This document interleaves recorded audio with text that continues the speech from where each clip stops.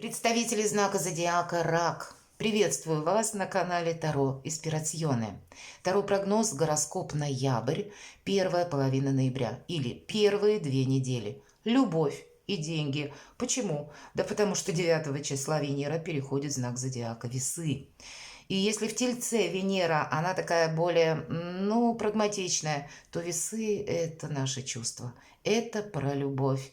И правда, первая половина ноября нас может захватить какое-то чувство, ведь Венера – возможность глубокие разговоры осуществить на те темы, когда мы прежде тушевались или не хотели что-то выносить на поверхность. Разговоры о преданности или откровенно о чувствительности или чувственности. Венера всегда в весах – это новая алхимия близости. И вот это нас может захватить где-то с головой. Но мы остаемся дипломатами, помимо всего прочего, и по Венере мы можем со всеми договориться. Ну и по деньгам, понятно, тоже, потому что Венера – это еще и деньги. Но должна сказать, что немножко забегая вперед, с деньгами надо быть аккуратной, потому что вторая половина ноября. С одной стороны, Меркурий у нас будет с 11 числа в Стрельце. Это новые возможности. Может быть, какие-то поездки, переезды, перемещения, в принципе, новые планы какие-то могут прийти. Там все что угодно. Больше легкости, спонтанности какой-то. Но не должно быть риска финансового. И в целом конец ноября, где-то декабрь, могут быть, знаете, к примеру, как задержка денег. Поэтому следует как будто в первую половину ноября, так немножко предугадывать тот момент, что себя не обесточить именно по финансам. Но первая половина как раз полный вперед. Много возможностей. Но больше вопросы любви. Больше именно не только даже взаимоотношения в социуме, да, или вот что-то такое, а именно, когда мы хотим быть счастливыми, понимаете? Мы хотим радоваться жизни. Для чего мы приходим на планету Земля, правда? Мы достанем 3 карты. Это будет как главное событие. Первая будет карта. Именно на события посмотрим. Главное событие. Или событие ближайшего будущего. Как раз вот этот период. А может быть и за один день события ближайшего дня, но у каждого тут по-своему. Давайте посмотрим главное событие. Вот так. Король монет. Для кого-то зарабатывание денег, увы. Хотя по королю монет или пентакли проходит и личная какая-то история. Это тот человек, который сделал себя сам, у которого все подсчитано, у него где-то прогнозируемо, у него нет каких-то внезапностей, а если они и есть, он знает как будто как найти выход. Это само по себе есть и планирование, это еще и достаток, это еще и благополучие. Это иногда карта говорит о каком-то шансе, возможностях, но больше это касается, конечно, как деньги, работа. Хотя для кого-то из вас это может быть ваш партнер, который рожден под знаком зодиака стихии Земли. Телец, Дева, Козерог. И, понятно, какое-то будет взаимодействие. Но это карта уверенности, благополучия. Поэтому главное событие. Вот все то, что я перечислила. Вокруг благополучия, любые вопросы, они будут положительно решаться для вас. Это как и возможности, как и уверенность. Ну и помимо всего прочего, надо сказать, с учетом, что это карта короля Пентаклей, и у нас Сатурн, а Сатурн управитель Козерога, это тоже где-то король Пентаклей по энергетике. Так вот, Сатурн с 4 числа переходит в прямое движение. Уже уходит он из этой ретроградности. И поэтому больше какой-то обстоятельности будет, больше будет ясности по тому или иному вопросу. Вот этот турбулентный период коридора затмений или предыдущих вот всевозможных перипетий планетарных, которые сложились в октябре и до октября, это все заканчивается. Постепенно все становится на свои места. События ближайшего будущего. Работа, у тебя все получится, правда. С деньгами у вас что-то тут может быть очень хорошо. Более того, все можно просчитать, прогнозируемо. У нас показан профессионал. Мало что он профессионал, так по этой карте есть еще и рост. Есть какой-то прогресс, поэтому деньги в рост. Но, видимо, Тема денег, благополучия, причем такого стабильного, когда ничто не помешает. Может быть, для кого-то вопросы семьи, вашей пары. Ну, так и там как будто тоже все и по работе, и по деньгам, и по благополучию, и по заработкам. Да все прекрасно. Нечего добавить, правда.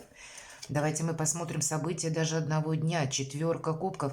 Есть что-то, как будто то, что нас разочаровало. И вот в этой колоде, обратите внимание, тут стоят 3 кубка и 1 чаша. Вот такая. Непонятно, как она сюда не в тему словно затесалась, да? И человек наш сидит, он закрывается всем своим видом, он показывает. Я закрываюсь от всех.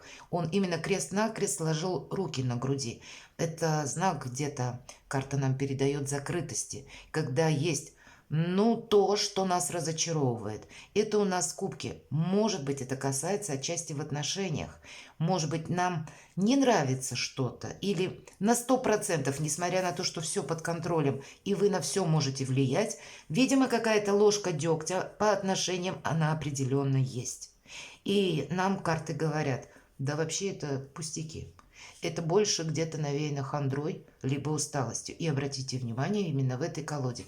Словно нам ангел восстанавливает этот кубок, дает нам его. И наша задача выйти из этого состояния хандры и задумчивости и взять буквально вот этот кубок. Есть возможность какие-то, допустим, если это касается отношений, действительно проговорить, обсудить какой-то вопрос. Чем сидеть и додумывать что-то, лучше в спокойной обстановке какую-то ситуацию прояснить. И у вас это получится, словно сами высшие силы вам помогают. Нечего добавить.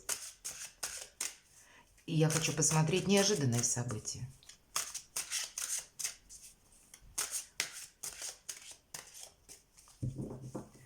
По финансам нам все сказали.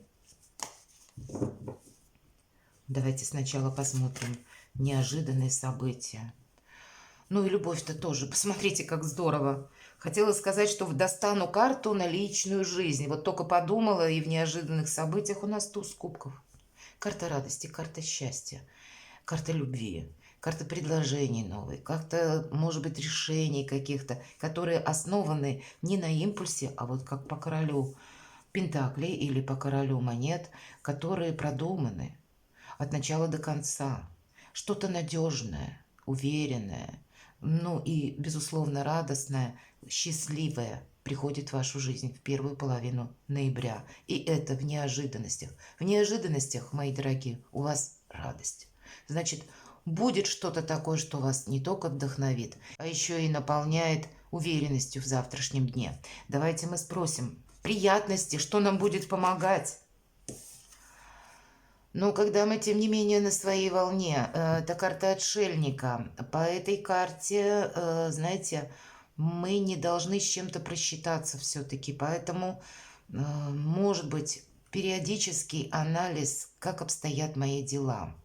Или карта может нам говорить, нам сказали, да, вот туз кубков. Это полнота, это всегда эмоции через край где-то. И, видимо, эти эмоции нам не должны, может быть, в решении каких-то финансовых вопросов помешать, чтобы не было, вот, может быть, отчасти вот этой четверки кубков. Для кого-то из вас карта отшельника может говорить, что вы имеете свой план какой-то действий, и он у вас будет продолжаться. Где-то карта нам говорит, вот как по королю Пентаклей я говорила, он надеется сам на себя, так и отшельник тоже надеется сам на себя. Поэтому нас будет радовать, с одной стороны, что у нас получилось осуществить какое-то дело. Именно благодаря приложенным вами усилиям, мои дорогие, что-то вас порадует.